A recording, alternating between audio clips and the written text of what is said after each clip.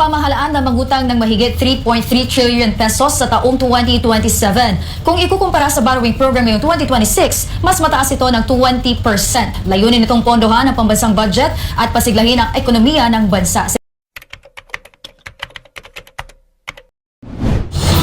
Batay sa datos ng Department of Budget and Management o DBM, ang halaga ng utang ay katumbas ng halos 46% ng panukalang 72 trilyong pisong pambansang budget sa 2027. Karamihan sa pondong ito ay manggagaling sa lokal na merkado, habang ang natitirang bahagi ay magmumula sa mga dayuhang nagpapautang at international bond market. Ayon kay Pangulong Ferdinand Marcos Jr., nakatuon ang susunod na budget sa mga reformang magsusulong ng pangmatagalang pag-unlad.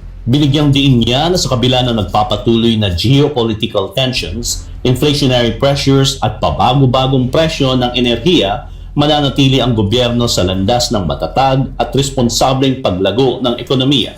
Halos 1.6 trilyon ng kabuoang uutangin ay ilalaan sa pagbabayad at refinancing ng mga nagmamatured na utang ng pamahalaan. Ayon sa mga ekonomista, nangangahulugang ito na malaking bahagi ng bagong utang ay hindi para sa karagdagang paggasta, kundi para sa pamamahala ng umiiral na obligasyon ng bansa.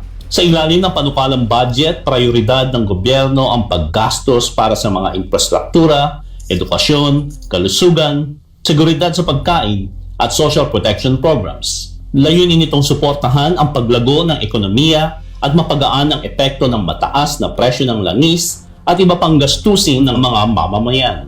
Plano rin ng pamahalaan na humiram ng 915 bilyong piso mula sa mga dayuhang nagpapautang, kabilang ang World Bank at Asian Development Bank, habang 2.39 trilyong piso naman ang inaasahang kukunin mula sa lokal na merkado. Samantala, itinaas ng gobyerno ang target na budget deficit to GDP ratio sa 5.1% para sa 2027 mula sa dating target na 4.8%, kasabay ng mas agresibong paggastos upang suportahan ang ekonomiya.